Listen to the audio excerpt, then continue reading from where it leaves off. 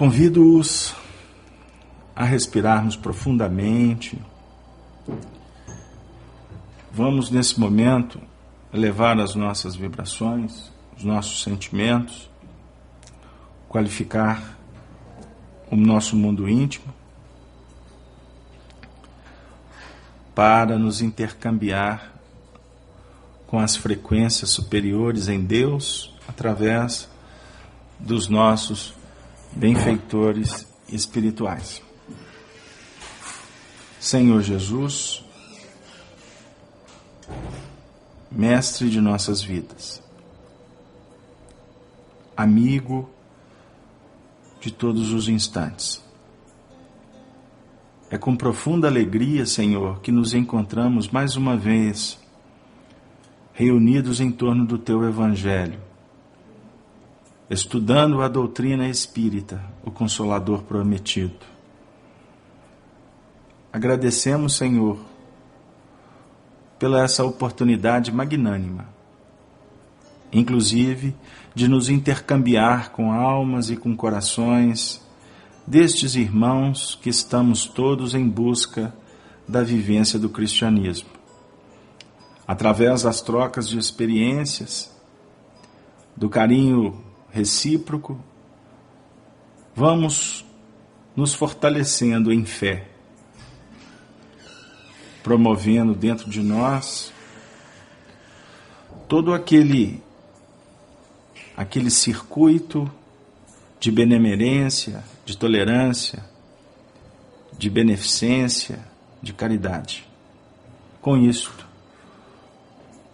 vamos cuidando das nossas mazelas. Vamos nos fortalecendo. E vamos com isso nos conscientizando quanto às nossas responsabilidades diante da vida. Senhor Jesus, abençoe a todos os lares vinculados à Rede Amigo Espírita, aos nossos companheiros da Rádio Nova Fraternidade de Maceió, todas as emissoras que retransmitem estes sinais. Que a partir de agora, Senhor, possamos deixar de lado as frequências não positivas, as dificuldades, para enaltecer a luz, o bem. Vós nos dissestes, conforme a descrição do capítulo 8º do Evangelho de João, no versículo 12, Tu és a luz do mundo. Aqueles que te seguem não andarão em trevas, mas terão a luz da vida.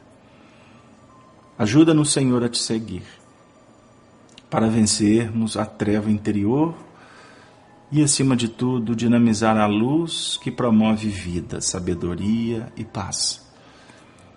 Sê conosco, Senhor Jesus, hoje, agora e sempre. Que assim seja. Queridos amigos, boa noite para todos.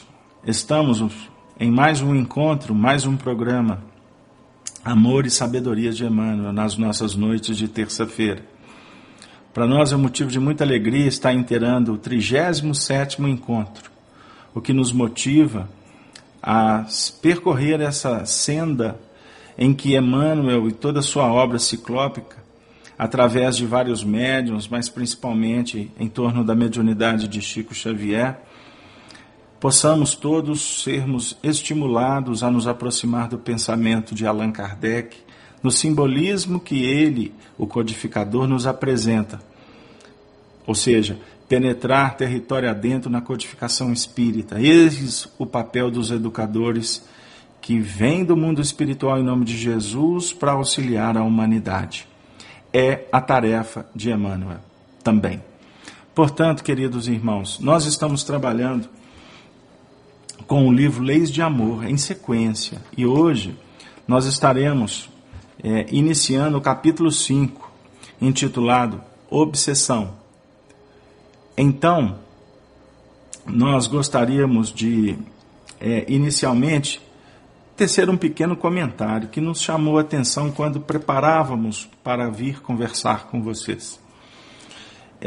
Esse livro, Leis de Amor, conforme a gente já disse, e convidamos vocês a adquiri-lo, ele foi um livro que foi editado a partir de um atendimento que Emmanuel se prontificou a realizar junto aos companheiros da Federação Espírita do Estado de São Paulo, que elaboraram várias perguntas de temas atuais. E ele utilizou da mediunidade de Chico Xavier e Edivaldo Vieira, nos capítulos pares, Chico, nos capítulos ímpares, Valdo Vieira. E quando estávamos, então, fazendo uma análise das questões que estamos iniciando nesse encontro, nos chegou uma reflexão que gostaríamos de dividir com vocês. A beleza, a universalidade do ensino dos Espíritos. Aonde, por exemplo, Emmanuel, nesse trabalho, utilizou de 2 médiuns a princípio, Chico e Valdo.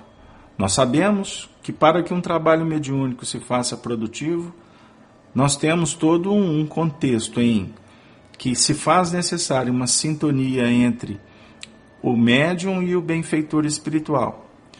E sempre numa dinâmica universalista, de grupo. Portanto, o Emmanuel aqui vai trabalhar com 2 médiuns. Mas sabemos que num circuito, num trabalho desse nível, outros medianeiros se fizeram presentes para sustentar, para ajudar na ambiência, para elaborar as questões.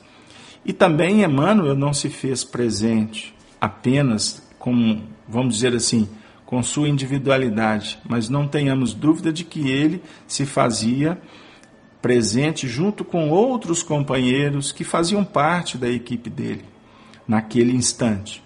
E isso nos chama muita atenção em alguns aspectos, para ficarmos atentos quanto à responsabilidade do trabalho doutrinário, o trabalho de divulgação da doutrina, o trabalho de atendimento aos sofredores. Jesus indicou caminharmos sempre de 2, conforme a descrição do capítulo 10º do Evangelho de Mateus, na missão dos 12. Vade de 2, a definir a importância de estarmos em comunhão para o trabalho, para que um ajude o outro, para que a gente possa ter a oportunidade de ver a faceta conforme nós concebemos, mas também oportunizar que o outro veja e, no fim, nós possamos dividir as análises para chegarmos em conclusões que possam auxiliar e engrandecer o trabalho no sentido das expressões luz. E outra coisa que nos chama a atenção é quanto àquela situação em que alguns se julgam, vamos dizer assim, dono dos espíritos, como se os espíritos não fossem livres. No caso, Chico Xavier foi um médium utilizado por Emmanuel, como Emmanuel utilizou de vários outros médiuns. E nós poderíamos citar de uma forma mais expressiva o Julinho, do Espírito Santo, o Wallace Rodrigues Leal, o próprio Valdo Vieira e outros que a nossa memória nesse momento não nos auxilia a definir que a dinâmica do trabalho é extremamente expressiva quando nós podemos utilizar de vários recursos, de várias potencialidades, de características, o que efetivamente não podemos, nesse momento, deixar de enaltecer a figura evangelizada de Chico Xavier, que se fez um legítimo apóstolo, ou seja, ele se comprometeu em trabalhar com a espiritualidade, principalmente com Emmanuel, que era um espírito muito vinculado ao dele, como o dele ao de Emmanuel, e com isso, em nível de disciplina, de austeridade, de entrega, ele foi instrumento com uma capacidade extremamente importante para que a gente possa tirar muitos exemplos. Mas é muito importante que a gente entenda que Emmanuel utilizou, como continua utilizando de muitos outros médiuns, como a atender os princípios que definem esse grande projeto de divulgação doutrinária em nível de Brasil e em nível de mundo. Não é? Inclusive, nós precisamos de refletir sobre isso, porque numa visão obtusa, particularista, costumamos muitas vezes a atacar ou não valorizar o trabalho de alguns médiuns que, inclusive, chegaram a ser instrumento, para não dizer que continuam sendo, e outros serão instrumentos de Emmanuel como de outros espíritos, porque o trabalho continua.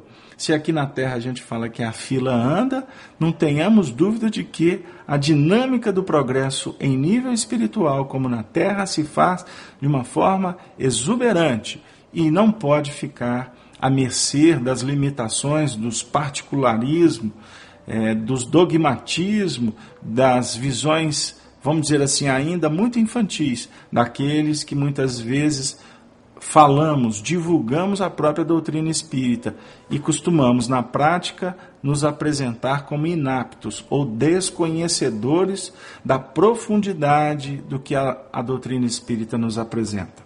Desculpem ter feito essa abertura, mas entendemos que ela caberia aqui, principalmente porque o tema ele versa sobre a obsessão.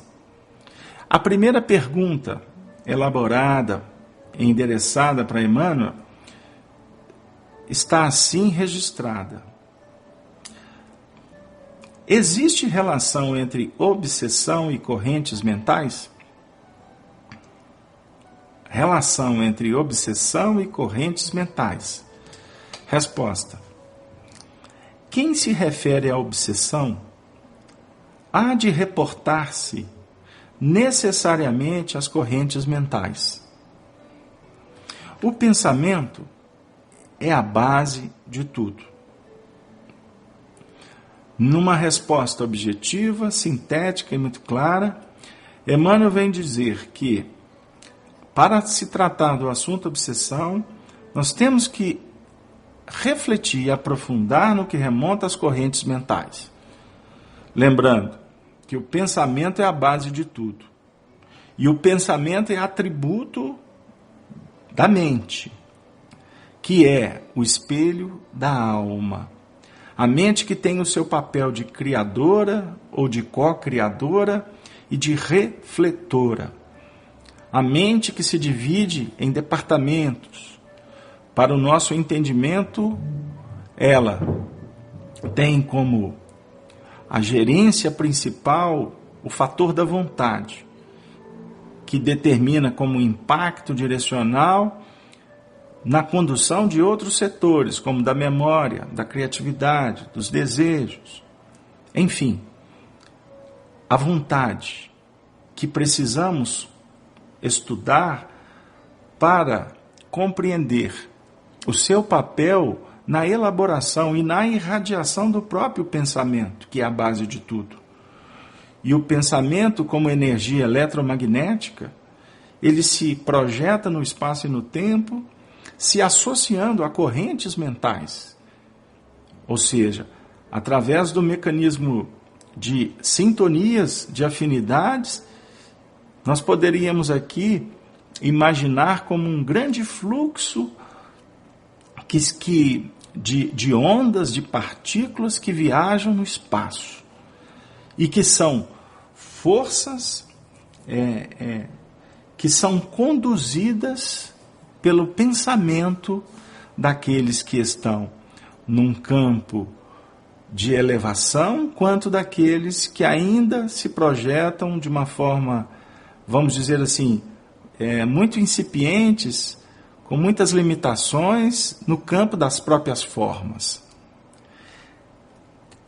Para se tratar do assunto obsessão, que tem essa abertura tão poética, filosófica de Emmanuel, como a definir a questão das correntes mentais, nós gostaríamos de pedir licença para vocês, porque quando o assunto versa sobre obsessão, nós devemos procurar trazer Allan Kardec como referencial, para que a gente possa conceituar em perfeita consonância com o pensamento do nosso codificador, que inclusive no Livro dos Médiuns, que vai tratar da mediunidade, ele faz uma adequação da obsessão com a mediunidade, mas que a partir do momento em que a gente vai desenvolvendo o assunto, a gente vai observando como que ela versa nas nossas atuações no dia a dia, no campo íntimo, como nas próprias projeções em nível de socialização.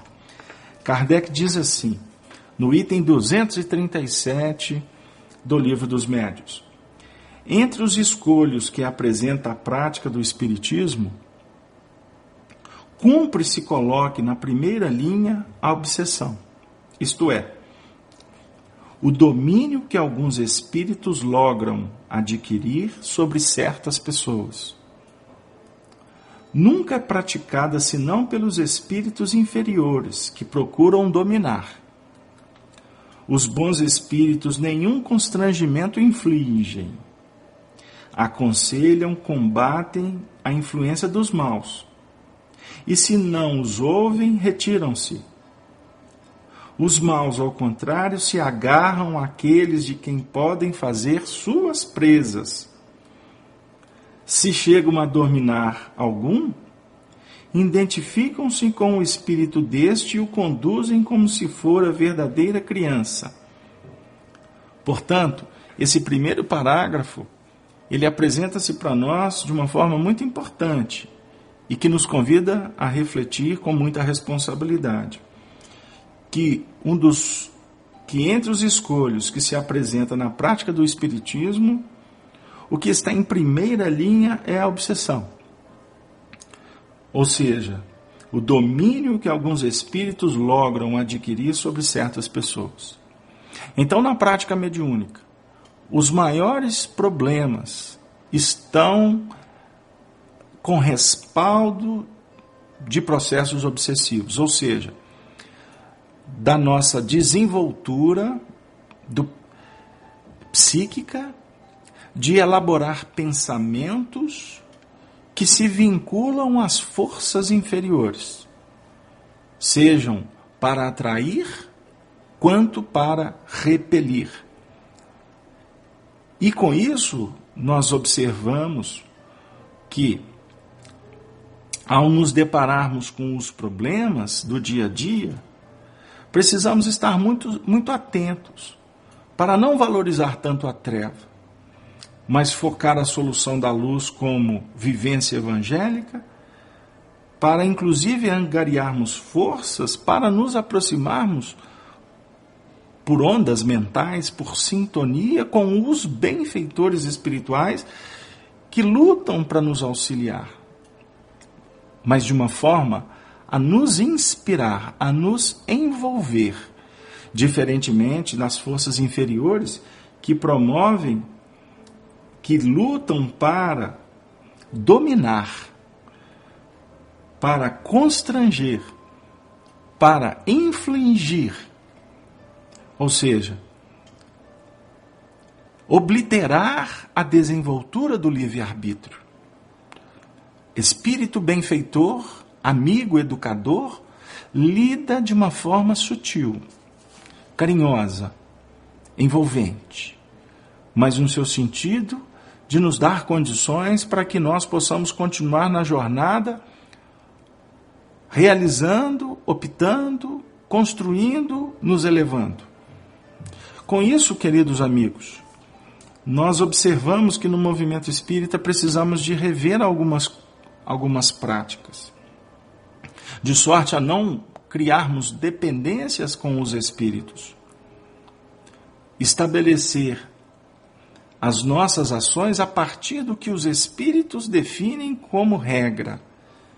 Precisamos de tomar cuidado. Existem algumas casas espíritas que não se tomam decisões sem ouvir os espíritos, o que é um grande risco, porque se o médium não está numa boa sintonia, ou se o espírito, em suas ponderações, não há um critério de seleção de análise doutrinária para avaliar o que foi dito, nós podemos estar abrindo brechas para influências negativas que vão obstar o progresso da individualidade, do médium, do consulente, ou mesmo de uma própria instituição.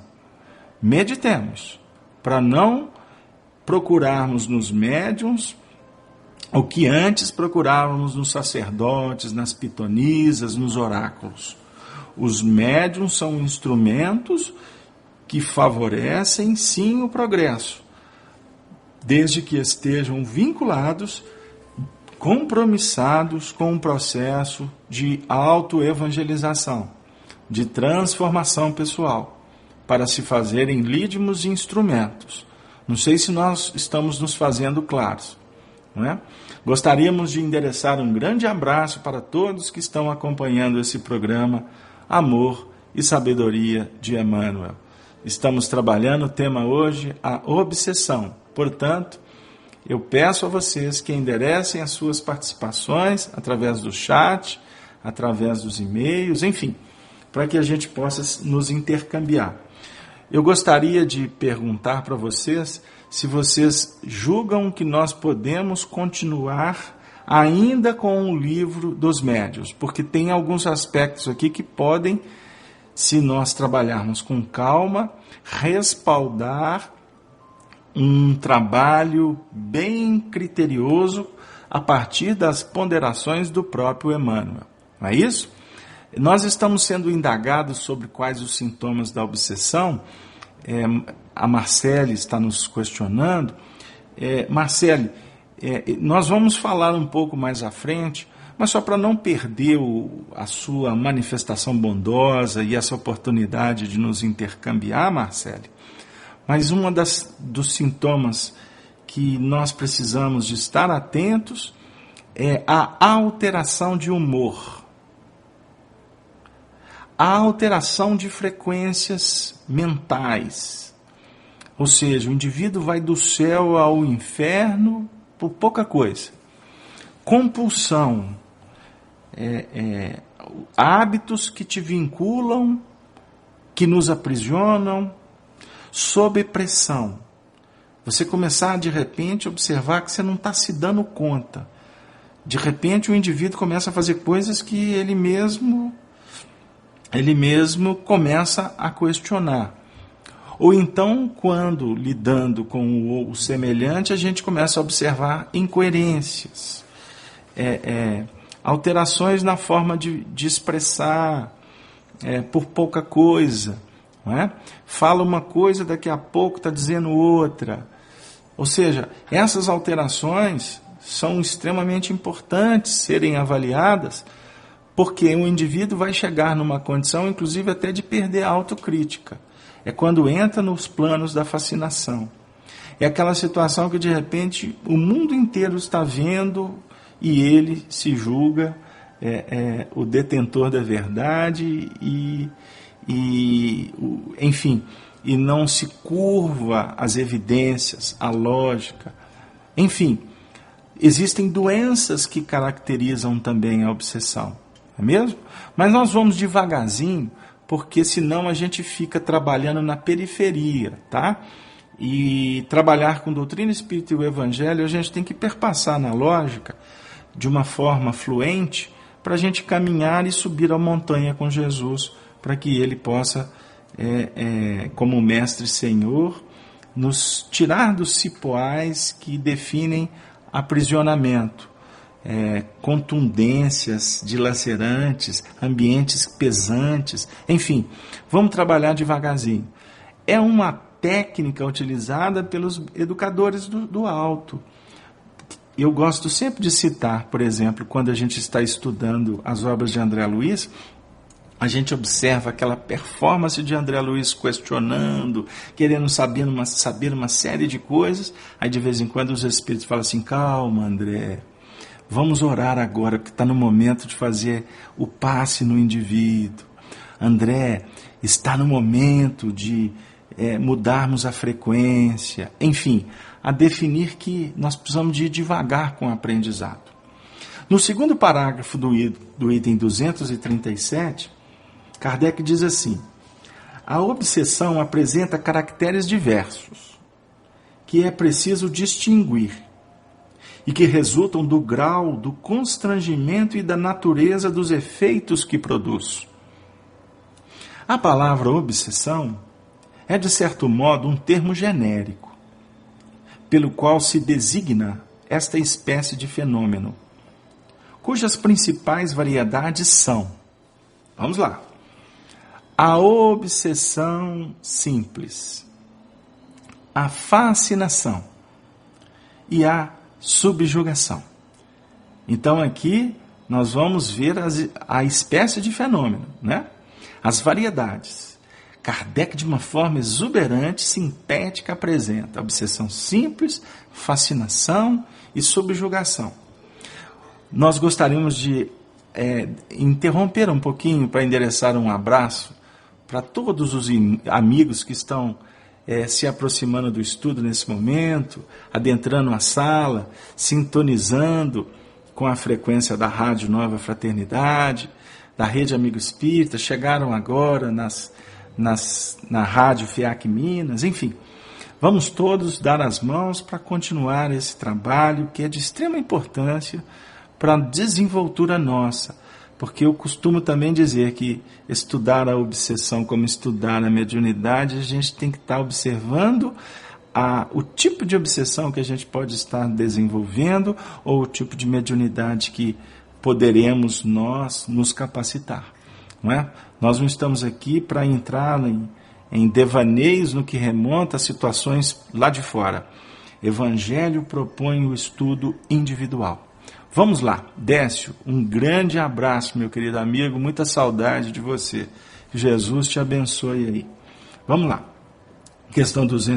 item 238. Kardec continua, agora que vai ficar um pouco mais claro para a gente. Vamos lá.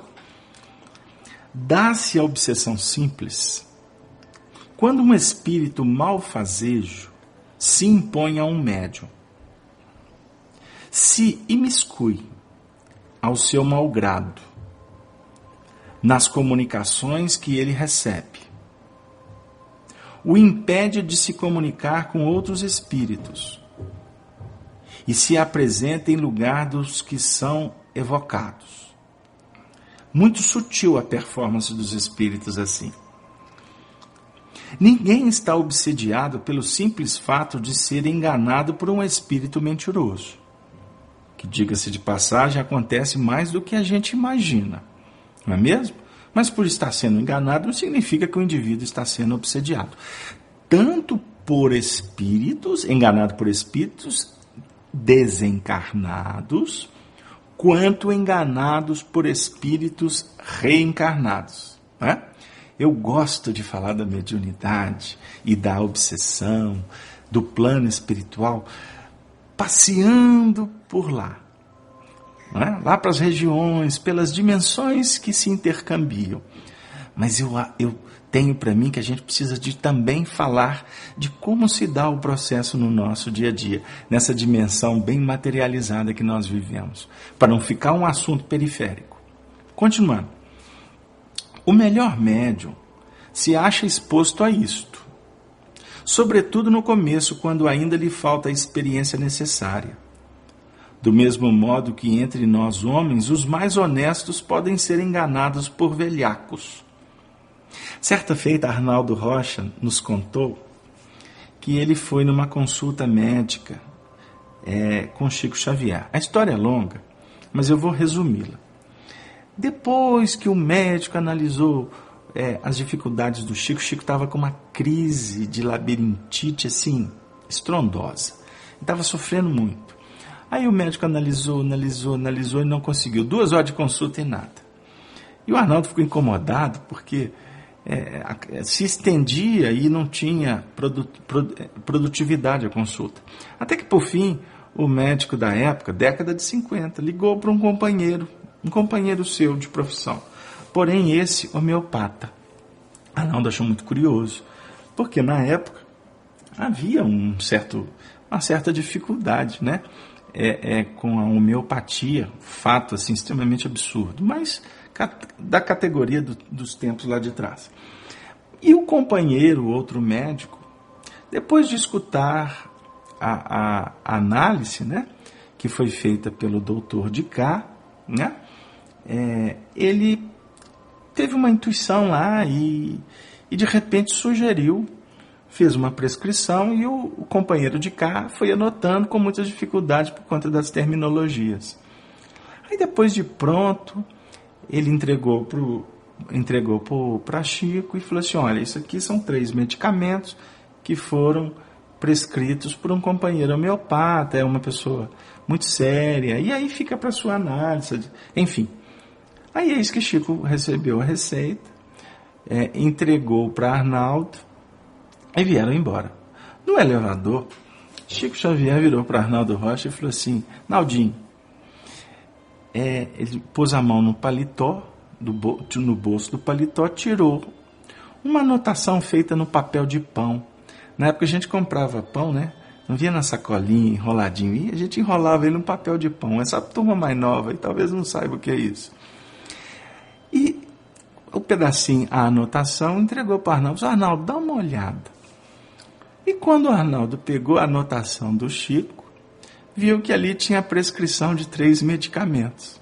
3 medicamentos. E aí ele pegou a receita que o médico passou e comparou. Os 3, na mesma ordem, estavam anotados ali. A receita do médico e a anotação no papel de pão de Chico. Aí, Arnaldo virou para Chico e falou assim, Chico, mas me conta aí, que anotação que é essa? Aí o Chico virou e falou assim, Naldinho, antes da gente vir para a consulta, o doutor Bezerra me deu essa dica. Aí o Arnaldo, na hora, aquele jeitão muito brincalhão dele, mas Chico, você já tinha a receita do doutor Bezerra, nós ficamos aqui a tarde inteira, o que é isso, Chico? Por que você não confiou no doutor Bezerra? Aí o Chico olhou para ele e falou assim, olha, confiar no doutor Bezerra a gente confia, mas você me dá o direito de desconfiar da minha mediunidade? Você me dá o direito, Naldinho? E era uma das questões que Chico tomava muito cuidado. Porque ele estava diante de uma realidade espiritual em que, em alguns casos, ele poderia ter sido enganado. Como possivelmente o foi alguma vez. Isso tudo para a gente refletir. Porque a perfeição está em Deus. E todos nós devemos termos muito cuidado, porque os velhacos existem nessas dimensões que nós ainda flutuamos, vamos dizer assim. Não é isso? Pode-se, pois, ser enganado sem estar obsediado. A obsessão consiste na tenacidade de um espírito, do qual não consegue desembaraçar-se a pessoa sobre quem ele atua. Na obsessão simples, o médium sabe muito bem que se acha presa de um espírito mentiroso. E este não se disfarça. De nenhuma forma dissimula suas más intenções e o seu propósito de contrariar. O médium reconhece sem dificuldade a felonia. E como se mantém em guarda, raramente é enganado. Este gênero de obsessão é, portanto, apenas desagradável e não tem outro inconveniente, além de opor obstáculo às comunicações que, se ele desejar receber de espíritos sérios ou de afeiçoados. Pode-se incluir-se nessa categoria os casos de obsessão física, isto é, a que consiste nas manifestações ruidosas e obstinadas de alguns espíritos que se ouçam espontaneamente, pancadas e outros ruídos. Pelo que concerne a este fenômeno, consulte o capítulo das manifestações físicas. Ponto. Aqui mudou um pouco o foco. Mas é muito importante nós refletirmos, então, com Kardec, que nos processos simples, o médium consegue identificar. Por isso, nós podemos identificar as visitas que recebemos como médiuns ou como trabalhadores da vida. E em determinados momentos fica patente. Precisamos estar atentos no nosso dia a dia. Bajulação, ataque, pedradas, não é? Todas as dificuldades para emperrar um trabalho. Vocês não tenham dúvida, meus amigos, que para a gente que estamos sendo ousados para vir aqui conversar sobre doutrina e evangelho, vocês não tenham dúvida da pressão, das dificuldades que nós enfrentamos. Eu costumo brincar dizendo que costuma sair fumaça no computador para a gente não fazer o estudo. Não é? O nosso querido Arnaldo estava colocando no chat aí que a mesa de som dele lá queimou o canal exatamente na hora de começar o estudo. Não é? Ah, mas é coincidência. Conversem com esse grupo que lida com a divulgação. Como que os espíritos atuam com o magnetismo? Tem companheiros que já têm nos relatado aí que até durante as transmissões eles levam alguns médiuns até ao sono físico nas reuniões públicas para atuar no magnetismo, nos equipamentos. São pontos. Da mesma forma que no dia que você vai para a casa espírita, as dificuldades. Isso são processos obsessivos simples, aonde nós estamos sendo convidados a identificar. Não é? Identificar para não permitir que haja uma sintonia com essas correntes de pensamento. Porque nós começamos o nosso estudo trazendo o Emmanuel falando para nós, não é? Que quem se refere à obsessão há de reportar-se necessariamente a correntes mentais, pois o pensamento é a base de tudo, não é mesmo? Queridos amigos, estamos com o programa Amor e Sabedoria de Emmanuel, trabalhando o tema obsessão. Nós falamos da obsessão simples com Kardec. Agora vamos tratar da fascinação. Escreve Allan Kardec para nós. Antes de continuar, eu estou vendo uma participação que chegou para nós, da Karen. Karen, um grande abraço, minha amiga. Ela está dizendo, é verdade, Beto. Tenho tido dificuldade em entrar em conexão em nossos estudos. Pois é, minha irmã. Então, quando você for para o estudo, procure esvaziar a mente, medite um pouco. Não é? Orar, a gente conversa com Deus, a gente tem que aprender a meditar, escutar a voz de Deus dentro de nós, até que a gente fique vazio e ao mesmo tempo se preencha com estímulo para ir para o estudo. Para que durante a atividade você não permita que pensamentos sonorizados, que pensamentos hipnóticos invadam a tua intimidade para te tirar da conexão do estudo. Tá certo que em determinados dias você pode estar mais cansada. Tem determinados dias que a gente está numa frequência mais complexa. Mas não deixe de ir ao estudo por isso. Agora vai ter um outro dia, se você perseverando, você volta na tônica devida. Não é mesmo? E isso é exatamente para nos tirar daquela condição de refletir, de sintonizar com o bem. Porque não basta só raciocinar durante o estudo. É necessário sentir. Porque senão a nossa atividade fica acadêmica. É uma das questões que a gente bate dentro do movimento espírita. Não é? Existem determinadas frentes de estudos que nós ficamos no academicismo. Por isso é que determinados materiais que se usam nos estudos espíritas são questionáveis. Por quê? Nós não estamos sabendo utilizá-los. Com isso, dentro do próprio movimento de unificação, nós temos estimulado bastante os corações a estudarem as obras. Não trabalhar com obra pronta, não é?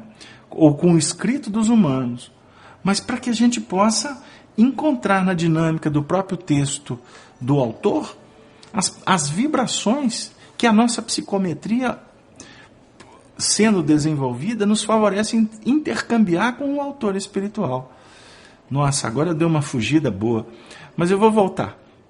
Não é? A nossa companheira, a nossa irmã está perguntando se hoje é estudo da codificação ou das obras de Emmanuel. E eu gostaria carinhosamente de te responder, minha amiga, que a doutrina espírita, tem companheiros que falam assim, hoje tem estudo do Evangelho ou estudo da doutrina espírita? Eu vou dizer, mas como assim? O estudo da doutrina é estudo do Evangelho. O estudo do Evangelho é o estudo da doutrina. Eu, particularmente, não consigo separar. Não é? Eu não consigo separar, porque a doutrina espírita, Allan Kardec define ela que ela é o desenvolvimento do Evangelho. Então, como que nós vamos estudar a doutrina espírita sem Evangelho? Ou, como alguns querem estudar Evangelho sem base doutrinária. Quem vai estudar Evangelho sem base doutrinária costuma fazer estudo teológico. Fica naquela condição de exegeta. Vamos dizer assim, interpretando palavras, frases, mas sem fazer conexão com doutrina. Por isso, nas casas espíritas que nós trabalhamos e que nós temos a oportunidade de trocar experiência e orientar, pergunta assim, o que você acha de implantar o estudo do Evangelho? Eu falei assim, mas você vai estudar o Evangelho com qual público? O pessoal está começando. Não, peraí, eles não conhecem Allan Kardec? Não, então vamos apresentar Allan Kardec primeiro. Né? Vamos trabalhar assim, com os princípios básicos, etc. Devagarzinho você vai trazendo o Evangelho. Porque senão daqui a pouco o Evangelho passa a ser apenas uma forma de um tratado religioso que foge aos princípios doutrinários. Este é um dos pontos que se discute no movimento espírita e algumas correntes são contra o Evangelho. Eu gostaria de contar para vocês uma história. Eu estive numa casa espírita aqui na América do Sul e fui convidado para fazer um estudo sobre as bem-aventuranças. Sabe o que aconteceu, meus amigos? Eu estava trabalhando com as bem-aventuranças, portanto, eu deveria estudar as bem-aventuranças. Com isso, levei a minha Bíblia e fiz o estudo lendo e interpretando o texto original, conforme a descrição, por sinal que a que eu utilizei, foi os registros de Mateus, através da tradução de João Ferreira, na edição da imprensa bíblica, que é uma das que eu tenho preferência.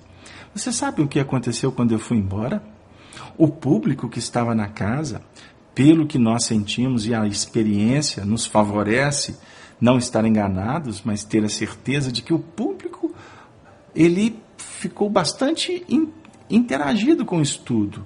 Foi criado toda uma atmosfera que fez bem, inclusive, para o expositor que estava muito cansado, exaurido pela atividade. Mas os coordenadores da casa espírita, depois que nós fomos embora, eles em reunião definiram que nunca mais iriam nos convidar. Sabem por quê? Porque nós fizemos o estudo o tempo todo com a Bíblia na mão, e ali era uma casa espírita.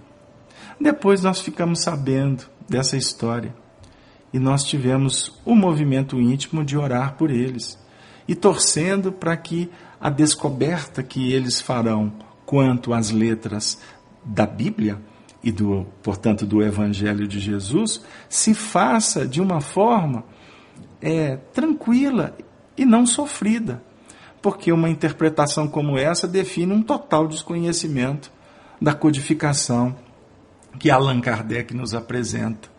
E aquelas discussões improfícuas se o Espiritismo é ou não é religião. Kardec deixa claro na Revista Espírita de 1868, basta estudar, que o Espiritismo não é uma religião conforme as tradições humanas, de práticas, de rituais, enfim. Mas o objetivo da doutrina espírita é nos auxiliar no desenvolvimento moral, portanto, nos religar uns com os outros, em comunidade. Por isso é que Jesus definiu a necessidade de Pedro ser aquele que iria cuidar das ovelhas, não é? O educador é aquele que trabalha para unir a comunidade, para fortalecer as correntes mentais do bem. E até diga-se de passagem, porque tem alguns que falam que religião vem de religar o espírito com Deus. Bom, nós gostamos de dizer que você não religa espírito com Deus. Na realidade, Deus está em toda parte. Nós precisamos de nos religar com aqueles corações que estão distantes. Porque quando nós nos intercambiamos no bem, na luz, no amor, nós sentimos a presença de Deus que jamais esteve distante. Isso é apenas uma reflexão filosófica para que a gente possa caminhar aí devagarzinho, sem fechar a porta, sem criar dificuldades, sem críticas descabidas, não é mesmo? Porque o nosso objetivo aqui, juro para vocês, de alma e coração, nosso objetivo aqui é apenas facilitar. Agora, dificultar, se em algum momento a gente criar essa situação, e eu peço a Deus que nos desconecte, que a internet caia e que a gente seja convidado a não mais participar de um trabalho bendito como esse, de estar divulgando a doutrina espírita e poder nos abraçar uns aos outros, para sermos reconhecidos como discípulos. Não é mesmo? Pois é isso mesmo, minha irmã. Não deixem de estudar Kardec, porque sem Kardec a gente não percebe Jesus. Vamos lá. Então a fascinação tem consequências muito mais graves. A fascinação o indivíduo não enxerga. Eu costumo dizer que não enxerga um palmo à frente do nariz. Vamos pensar. Ela é muito mais grave do que a obsessão simples. É uma ilusão produzida pela ação direta do espírito sobre o pensamento do médium e que, de certa maneira, lhe paralisa o raciocínio relativamente às comunicações. Nós estamos aqui lendo Kardec falando das comunicações. Mas eu pergunto, isso se dá no dia a dia também?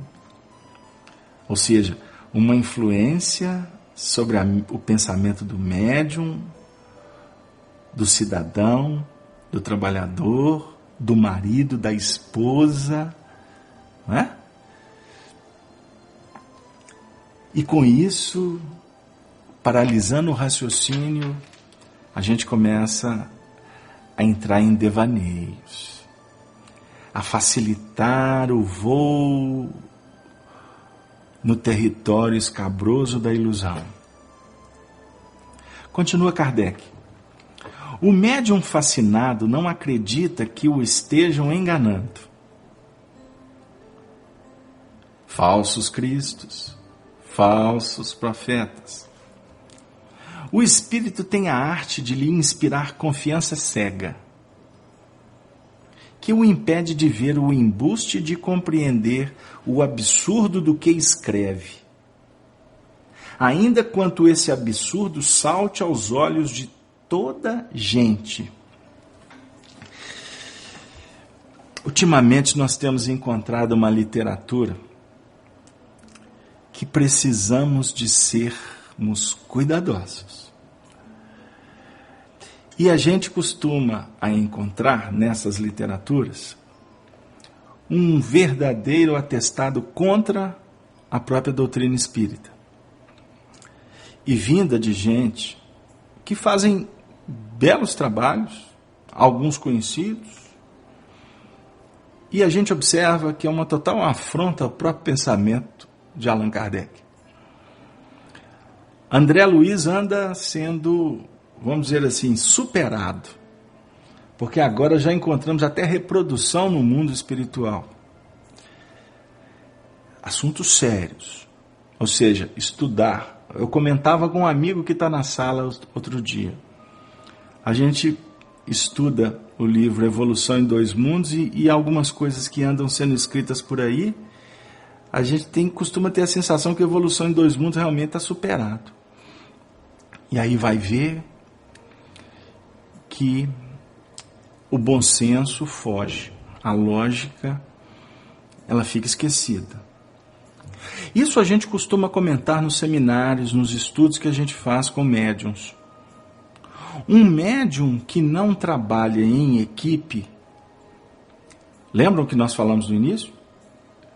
Um médium que não tem, por exemplo, psicográfico, um médium literário, que não tem um corpo editorial criterioso, que possa avaliar, inclusive recusar a publicação, ele está em perigo.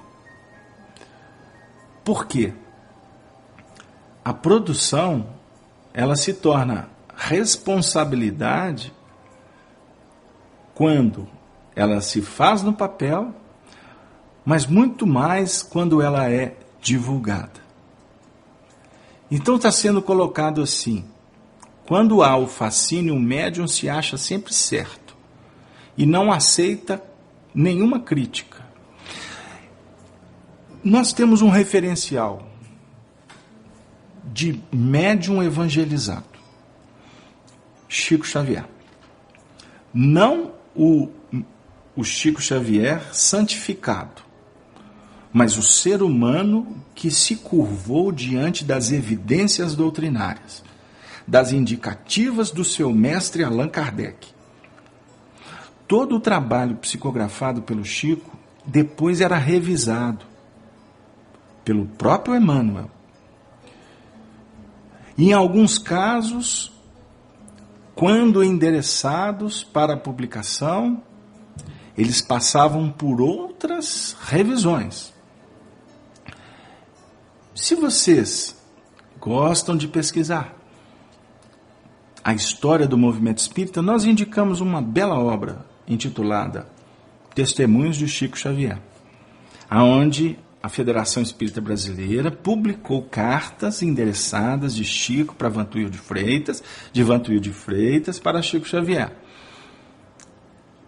Quando Chico sempre dizia assim, que ele trabalhava como se fosse um pescador. Aí ele colhia a pesca e o papel dele era mandar para o mercado. Esse pensamento é extremamente carinhoso e filosófico de Chico, para não dizer poético. Agora, iria ser de competência do mercado escolher os peixes que iriam ser vendidos. Esse papel era o papel da Federação Espírita Brasileira, inclusive do nosso companheiro Vantuil de Freitas. Existem histórias belíssimas, belíssimas. Como, por exemplo, eu vou trazer uma aqui a título de registro, de um livro que nós admiramos, que nós temos um carinho muito especial com ele, que é o romance Ave Cristo. O romance Ave Cristo, o último capítulo do livro, ele ficou como que, assim, não atendeu à crítica exigente de Vantuil de Freitas. Sabe o que aconteceu na Federação Espírita Brasileira quando Vantuil leu o capítulo? Ele teve uma intuição, dar um ajuste naquele capítulo. E o fez. Inclusive, ele, sintonizado com a própria desenvoltura do livro que ele vinha acompanhando, ele ousou completar o último capítulo do livro. E quando assim o fez, ele, conforme o médium que era cuidadoso de enviar para ele, cuidadoso, devolveu para o médium, para pedir que Emmanuel pudesse avaliar. Sabem o que aconteceu, gente? Quem conhece a história vai estar vibrando comigo. Mas quem não, eu gostaria de convidá-los para ler essa obra, essa biografia maravilhosa que foi organizada por Sueli Caldas Schuber, aqui de Minas Gerais, da cidade de Juiz de Fora. Aí o que aconteceu? Quando o Chico foi ler, Emmanuel antes disse assim, leia com muita atenção, e deu um sorriso. E Chico foi lendo, foi se envolvendo. No final, Emmanuel disse assim, ele foi um belo médium.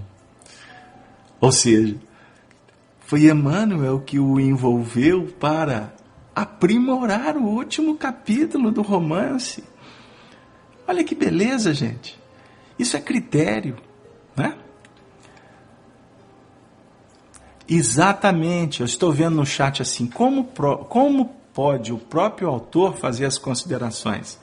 Meu amigo, o tempo não nos permite entrar muito nisso, porque estamos quase no fim, mas eu gostaria de dizer assim, humildemente, com a minha insignificância, eu tive a oportunidade de desenvolver alguns trabalhos apostilas, trabalhando na União Espírita Mineira, desenvolvi vários textos ajudando companheiros na conjugação de livros e tive a oportunidade de escrever uma biografia, Chico, Diálogos e Recordações.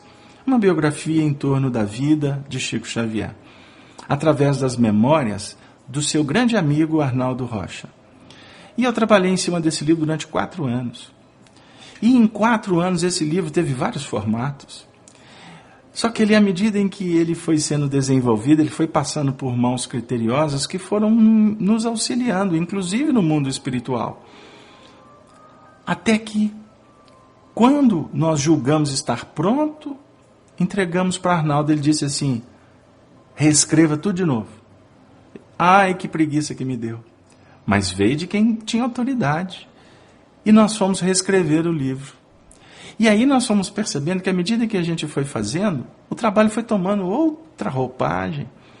Até que chegou num ponto em que quem era o nosso coordenador geral, o nosso ilustre presidente da União Espírita Mineira, Honório Onofre de Abreu, ele deu um sorriso para mim e disse, agora nós podemos publicar. E aí eu gostaria de contar para vocês uma coisa. De vez em quando eu leio esse livro de novo. E eu tenho a certeza que não fui eu que escrevi o livro. Porque hoje a minha mente está em outra frente, está em outra sintonia. E eu tenho a convicção que na época eu não era a pessoa indicada para analisar o conteúdo do livro. O meu papel era o meu trabalho era colocar no papel. Para que no processo, quando o escritor vai se envolvendo, ele se entrega e ele fica debaixo de uma indução hipnótica, é natural. Lembra do Chico narrando como foi a construção dos romances? O livro há 2000 anos, ele estava sob a indução hipnótica de Emmanuel. E misturava cenas do passado que ele viveu, porque ele foi Flávio Lentulus. Inclusive Arnaldo conta sobre aqueles processos, quando ele passou pela história de Flávia com hanseníase. Chico falava que sentia as dores dela, que sentia o odor fétido das feridas. Ele viveu aquela cena. Mas em na grande parte do livro, ele estava diante da direção de Emmanuel. Portanto, ao terminar a obra, ela precisava de passar por mãos lúcidas, cuidadosas, para que, efetivamente, a doutrina espírita não sofra, o movimento espírita não fique sujeito a ataques, como nós estamos vivendo agora. Estamos sendo questionados por inverdades que estão sendo escritas, que vão contra o próprio pensamento de Allan Kardec. Ah, mas Allan Kardec é inatacável? Até hoje é. Ele pode amanhã nós fazermos várias reconsiderações, mas pelo que a lógica vai nos demonstrando, a doutrina espírita, como escreveu o próprio Leon Denis, é santa, é inatacável. O que efetivamente está em questão é o comportamento, é o movimento espírita. Somos nós que precisamos de qualificar como espíritas, trabalhadores, aprimorarmos as nossas casas espíritas para oferecer um serviço que possa ser eficiente para atender aos sofredores. Para isso, nós temos que sermos humildes, fazermos cursos nas casas espíritas, nos qualificarmos. Se você é recepcionista na casa espírita, você tem que treinar, você tem que entender, você tem que ler outras matérias. Não é para trazer questões administrativas e empresariais para dentro do centro espírita, como alguns fazem. Mas sim você aprender lá fora e se aprimorar aqui dentro de um propósito que é a vivência cristã dentro do centro espírita. Ela não pode ser também tão administrativa, mas nós precisamos de ter olhos de ver, ouvidos de ouvir. Precisamos, como médiuns, se você é psicógrafo, treine, aprimora-te, e não sai publicando qualquer coisa que venha pelas suas mãos. Ontem, no término da nossa reunião mediúnica, uma companheira que já tem uma certa desenvoltura na área da literatura, trouxe uma bela página de uma amiga espiritual muito querida nossa, e uma outra companheira que tinha também escrito uma página Quando eu pedi que ela pudesse ler, ela vai, não, ficou toda constrangida. Quem sou eu perto de fulano, de Beltrano e etc. E aí naquele momento, para não constrangê-la mais ainda, eu falei, tudo bem, então deixa, depois você lê. Mas peguei a mensagem, peguei a da outra companheira. As duas escreveram a mesma mensagem, porém, a que tem mais desenvoltura literária deu vamos dizer assim, uma desenvoltura mais, vamos dizer assim, talvez acadêmica para o texto. Mas a dela tinha mais sentimento. Então, cada um traz o colorido que lhe é peculiar. E o aprimoramento vem com o tempo. Mas o que é mais importante dentro da casa espírita é exatamente as projeções do sentimento, tanto daquele que trabalha, quanto daqueles que recebem. Portanto, queridos amigos, para se tratar desse assunto, nós temos que ir devagarzinho, nós temos que ir com prudência, para que a gente não possa,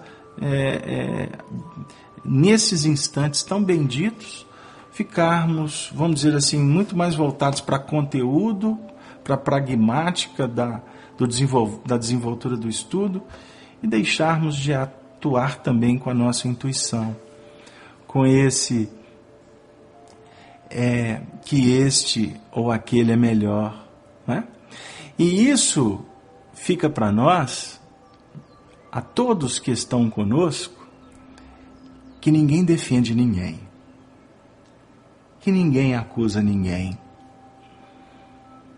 que todos nós fazemos opções que atende ao coração. Agora, o que é mais importante é o respeito. É o que Jesus define para nós. Não fazer o outro que não gostaria que o outro te fizesse. Allan Kardec captou isso e colocou para nós na questão, resposta da questão, elaborando a questão 886, ele apresenta um texto magnânimo, advindo do mundo espiritual, sobre o que é realmente a caridade. E a resposta é benevolência, indulgência e perdão. Nós estamos aqui num espaço de espiritualidade, que longe temos o interesse ou a intenção de ficarmos presos às questões intelectivas. Aliás, longe disso, porque o trabalho que nós estamos desenvolvendo é um trabalho que procura aproximar a doutrina espírita das pessoas mais simples, do filho do Calvário, porque nós nos sentimos como eles. Aquele filho pródigo que sonha voltar para a herdade de Deus. E eu não tenho dúvida de que o Pai há de nos receber em festa. Mas costumamos nesse movimento também nos posicionarmos como aquele filho despeitoso, invejoso, que não consegue verificar a possibilidade do seu irmão ou dos valores, vamos dizer assim, mais puros, que costumam se equivocar no processo do aprendizado, retornar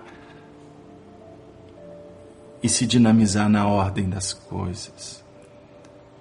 O único modelo é Jesus. Questão para todos nós, 625 de O Livro dos Espíritos.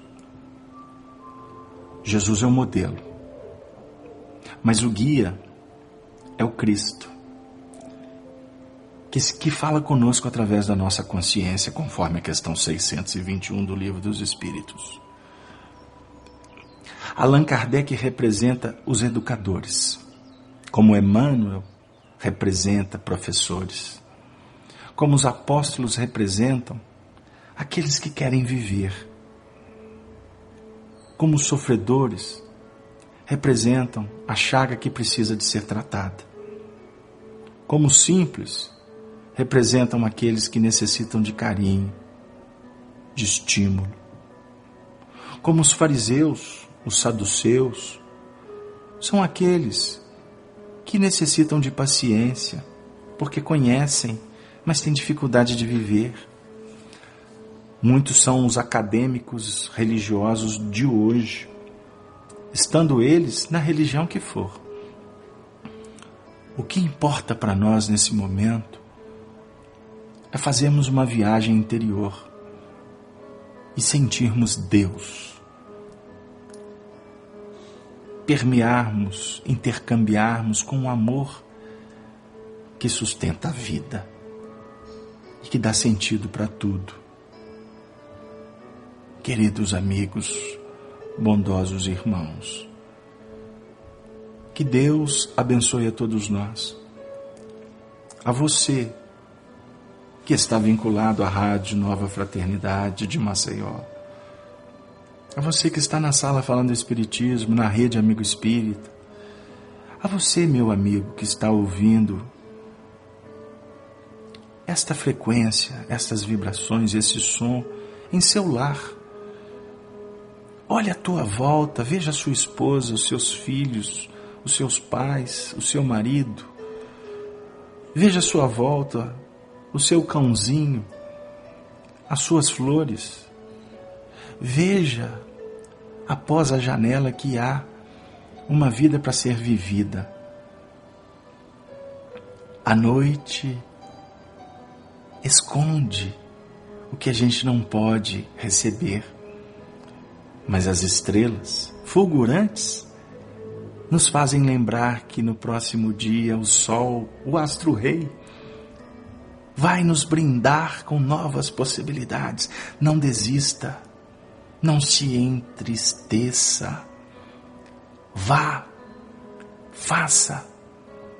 Os egípcios diziam: é necessário saber, é necessário querer, é necessário ousar,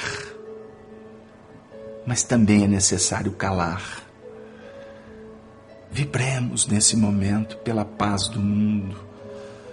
Vibremos pelos políticos que vivem dias conturbados, que eles possam ter em nós médiuns de sustentação, ao invés de críticos mordazes. Vibremos pelos líderes, pelos empresários.